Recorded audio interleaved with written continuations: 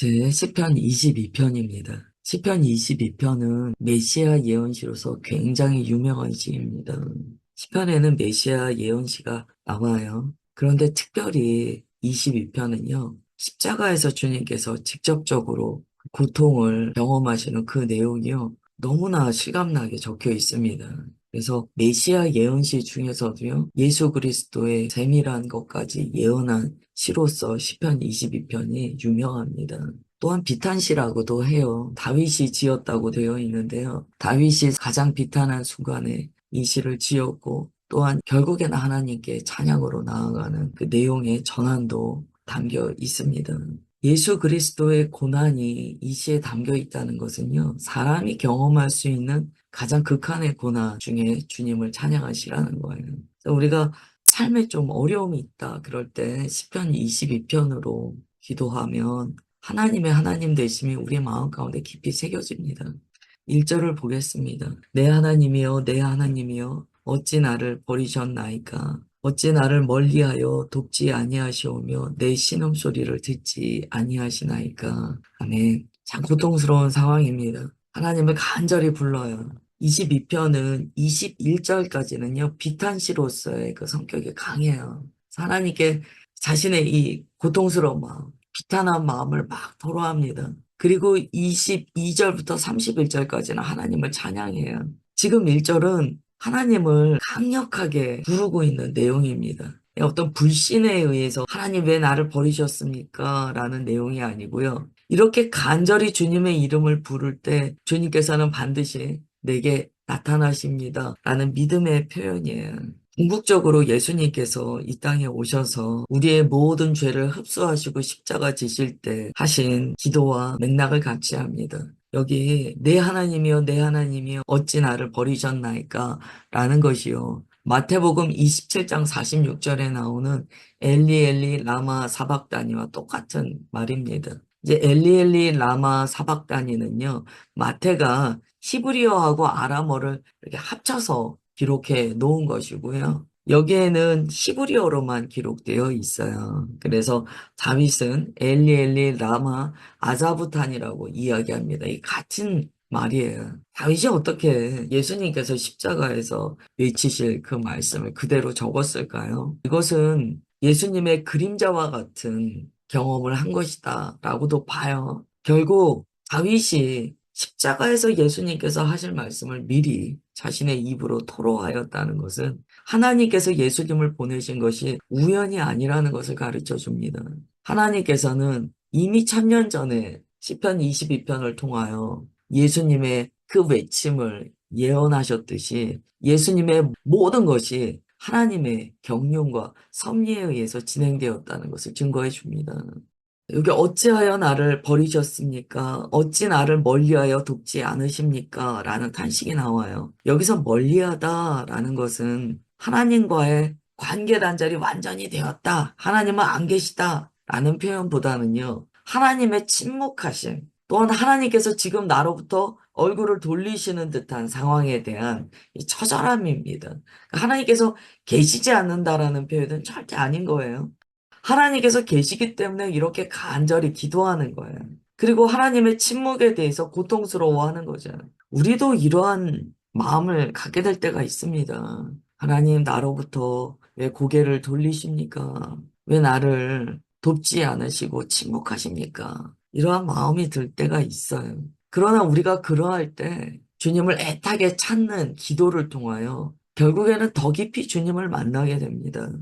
삶에 고난이 있을 때 시편 22편은 결국 하나님 안에 더 깊이 거하게 하는 좋은 성경 말씀이 됩니다. 2절에 보시면 이렇게 이야기해요. 내 하나님이여 내가 낮에도 부르짖고 밤에도 잠잠하지 아니하오나 응답하지 아니하시나이다 라고 이야기해요. 밤과 낮으로 계속 하나님의 이름을 불렀다는 거예요. 그가 얼마나 끈질기게 끊임없이 주님의 이름을 불렀는가라는 걸 우리가 깨닫게 됩니다. 또한 이것을 메시아 예언시로 보았을 때 예수님께서 하나님을 얼마나 애타게 찾았는가를 우리가 또한 깨닫게 돼요. 그래서 2절을 보면 겟세마네에서 하신 예수님의 기도가 떠오릅니다. 정말 기도의 사투를 벌이셨다는 거예요. 모든 인류의 더러운 죄가 담겨 있는 그 잔을 마셔야 하는 예수님께서 밤과나주로 기도의 사투를 벌이셨다는 것을 짐작하게 돼요. 그러면서 여러분, 우리의 기도를 좀 봐야 됩니다. 이 끊임없는 기도, 이 사투와 같은 이 처절한 기도는요, 고통받는 자가 주님께 나아가는 방법입니다. 사실 고통받는 자는요, 마치 큰 짐을 메고 있는 것과 같죠. 그 큰 짐을 메고 주님 앞에 나간다는 것이 얼마나 어렵겠습니까? 아무 문제 없이 가볍게 나아가는 것보다 어렵겠죠. 그러나 이게 참 아이러니인 게요. 내 삶에 이 고통의 짐을 지고 주님 앞에 나아가야 되는 이 기도가 오히려 아무 문제가 없을 때 나아가는 것보다 어떤 의미에서는 더 쉽습니다. 참 아이러니인 거예요. 다르게 표현하면 문제가 있을 때 주님께 더 나아가게 돼요. 사실 우리가 언제 해이해지냐면 문제가 없을 때예요. 문제가 없을 때 주님을 찾지 않게 되죠. 오늘 22편 2절은 극한의 고통 가운데 밤낮으로 잠을 이루지 못하고 주님께 계속 매달리는 모습을 그리고 있습니다. 우리도 나의 고통의 상황 가운데 낙심하지 말고 정말 이렇게 주님께 나가야 돼요. 예수님께서는 그 기도의 본이 되어 주셨습니다. 어떤 기도는 하루아침에 응답받기도 해요. 어떤 기도는 그래요. 우리가 예수님 믿은 지 얼마 되지 않았을 때는 그냥 기도하면 주님께서 응답해 주시는 것을 경험하기도 합니다. 그러나 신앙의 연륜이 깊어지고 주님과의 관계가 깊어질수록 처절하게 기도해야 되는 일들을 맞닥뜨리게 됩니다. 이것은 하나님께서 우리를 신앙의 성숙의 자리로 부르고 계시다라는 증거가 돼요. 기도해도 응답이 없는 거죠. 하나님의 침묵을 계속 맞이하게 되는 이 탄식이 있습니다. 그러나 믿음의 사람은 포기하지 않는다는 거예요. 계속해서 하나님께 부르짖는다는 거예요. 이때의 부르짖음은요, 아까는 사투라고 말씀드렸는데요. 이거는 정말 생존의 몸부림입니다. 그러지 않으면 살 수 없다라고 느끼는 거예요. 이게 그리스도인이 세상의 사람들과 다른 점이에요. 큰 문제가 있을 때요, 그리스도인은 기도하지 않으면 죽을 것 같은 고통을 경험하게 돼요. 만약에 내가 문제가 있는데 기도하지 않더라. 나는 내 안에 큰 고통이 있을 때 오히려 기도 안 하더라. 그러면 믿음의 어떤 시스템이 잘못되어 있다라고 볼 수 있죠. 정말 그리스도인은요, 어떤 삶에 커다란 고통이 있을 때요, 처절하게 주님께 엎드립니다. 그것을 통하여 살아계신 하나님을 경험하게 된다는 거예요. 믿음이 깊으면 깊을수록 그 기도도 더 깊은 지경 가운데 들어가게 됩니다.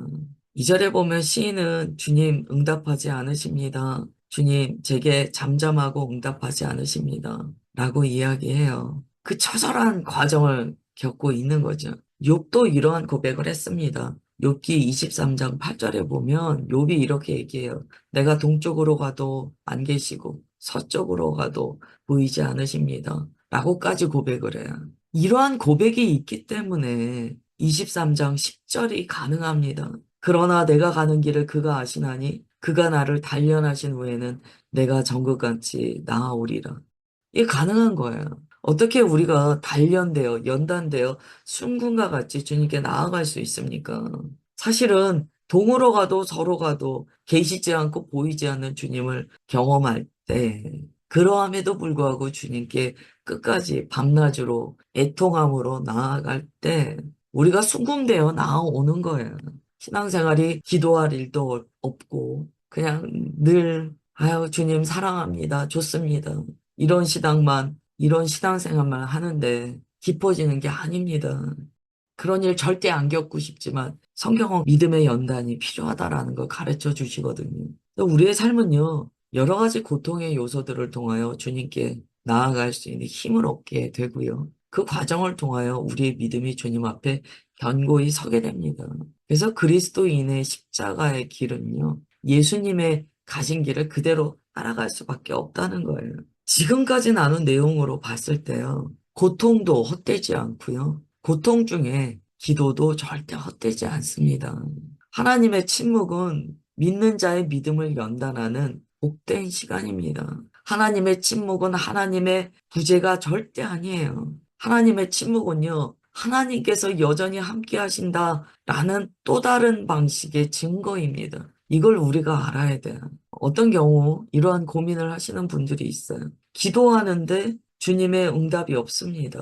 기도하는데 주님께서 내 안에 경험되어지지 않습니다. 주님께서 나를 떠나신 것 같아요. 막 이런 이제 고민을 하시는 경우가 있습니다.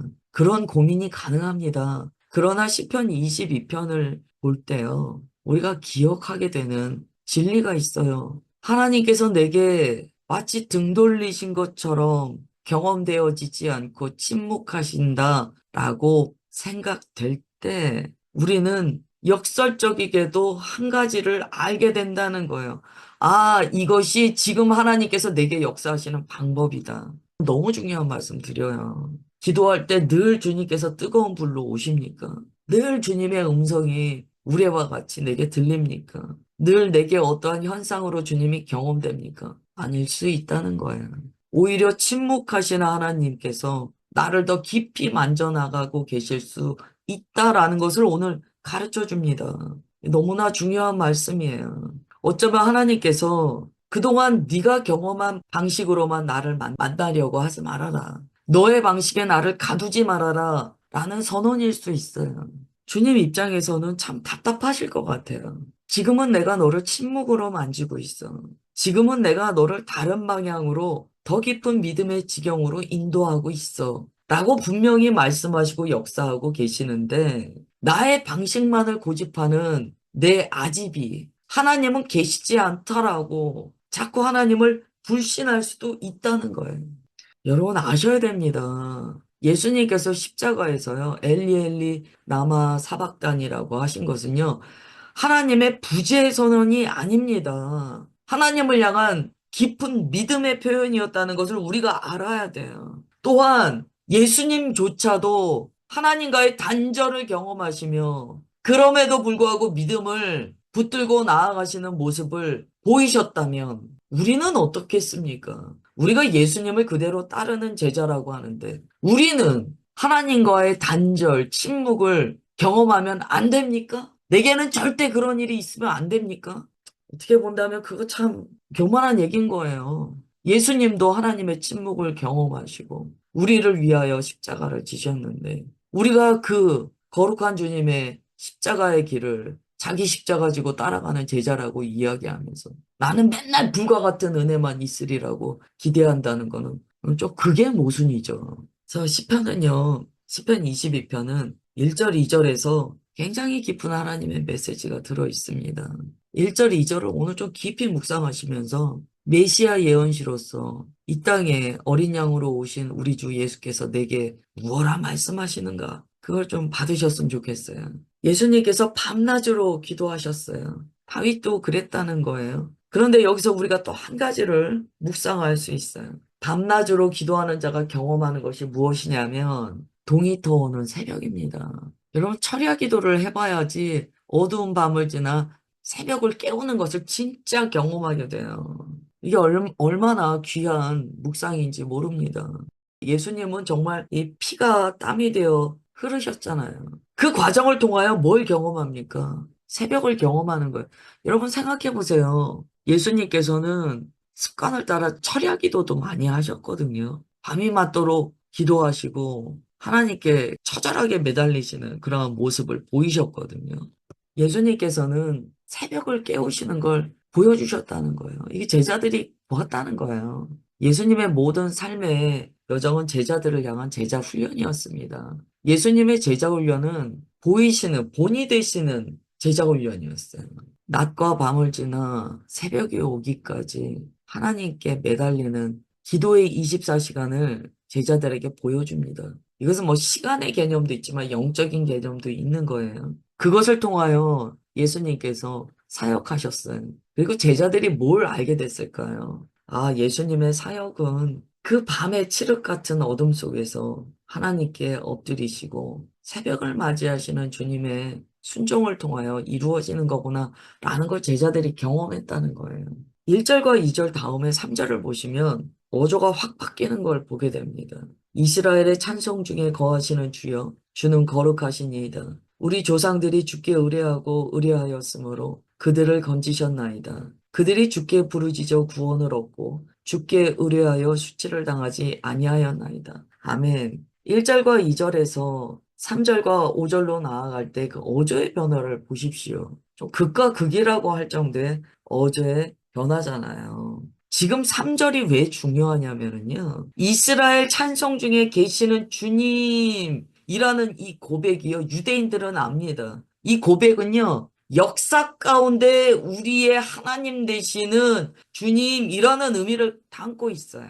우리는 이 표현을 잘 모르죠. 유대인들은 알아요. 이스라엘의 찬송 중에 계시는 주님은요, 역사 이래로 우리를 택하사 우리의 찬송 중에 언제나 거하셨던 주님 이런 뜻이에요.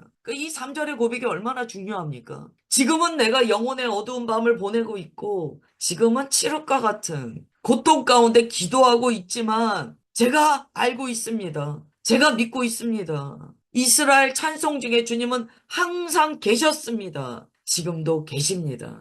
자신이 지금 믿고 있는 하나님을요. 많은 믿음의 선진들이 경험했던 하나님이라고 고백한다는 거예요. 이게 믿음입니다. 여러분, 우리가 기도할 때요, 때로는 하나님의 침묵을 경험합니다. 가장 어리석은 게 그거예요. 왜 나한테 안 나타나시냐는 거예요. 왜 나한테 역사 안 하시냐는 거예요. 그게 얼마나 독선입니까? 우리도 이스라엘 찬송 중에 계시는 주님을 경험합니다. 어떻게 해요? 말씀을 통하여 경험해요. 여러분, 3000년 전에 다윗이 경험한 하나님을 우리가 말씀을 통하여 경험합니다. 역사 가운데 계시는 주님을 경험한다는 거예요. 그 역사 가운데 계시는 주님이 지금도 살아계셔서 나와 함께 하시는 하나님이시잖아요.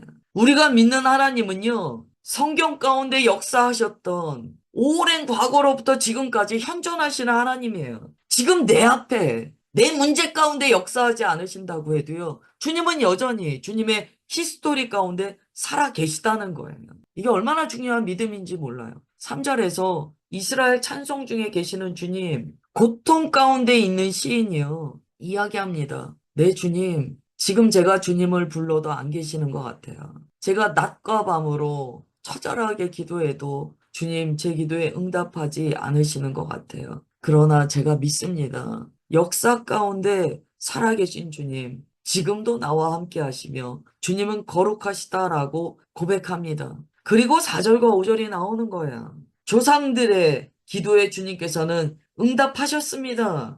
주님은 응답하셔서 그들을 수치 가운데 건지셨습니다. 제가 지금 그 하나님께 기도합니다라고 이야기해요.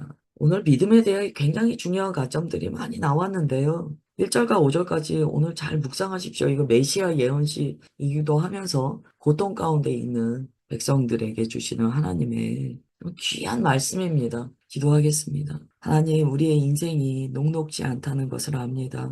이 세상은 영적 전쟁이며 우리는 예수님을 믿는 그 순간 어둠의 영으로부터 공격과 전쟁의 상황 가운데 놓이게 됐다는 것을 우리가 알고 있습니다. 또한 우리의 삶에는 하나님의 만지심을 따라 믿음이 깊어지게 하시는 주님의 은혜의 역사로서 영혼의 어두운 밤을 경험하게 된다는 것을 알고 있습니다. 시편 22편 고백을 통하여 예수님께서 십자가에서 하나님께 드리셨던 그 간절한 기도를 경험하며 나의 삶은 어떠한가 돌아보게 하옵소서. 주님께서 내 손에 잡히시지 않는다고 불신하는 것이 아니라 오직 우리 주님 그러하셨듯이 나와 함께 하신다 라고 고백할 수 있는 견고한 믿음을 이 시간 주의 자녀들 가운데 부어 주옵소서. 엘리 엘리 라마 사박다니를 넘어 이스라엘의 찬송 중에 거하시는 주님의 거룩하심을 찬양하는 우리가 되게 하옵소서. 주님 그렇게 인도하여 주시는 것 믿사오며 사랑하는 주 예수 그리스도의 이름으로 기도드리옵나이다. 아멘.